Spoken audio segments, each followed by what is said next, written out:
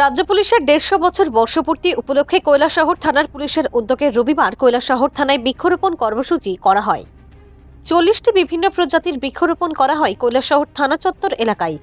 এদিনের কর্মসূচিতে উপস্থিত ছিলেন কৈলাসহরের মহকুমা পুলিশ আধিকারিক জয়ন্ত কর্মকার, কৈলাসহর থানার ওসি শ্যামলকান্তি মজুমদার থেকে শুরু করে কৈলাসহর থানার অন্যান্য পুলিশ কর্মীরা।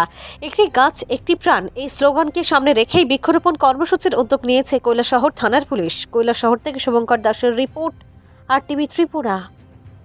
স্যার আমাদের ত্রিপুরা পুলিশের ১৫০ বছর পূর্তি উপলক্ষে আজকে আমাদের কৈলাসহর থানা প্রাঙ্গণে কৈলাসহর থানার উদ্যোগে প্রায় ৪০টার মতো বিভিন্ন গাছ আমরা লাগিয়েছি কৈলাসহর থানাতে।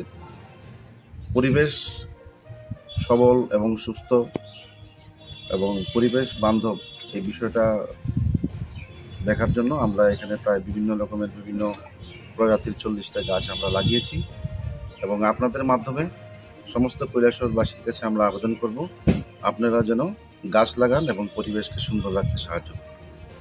Thank you.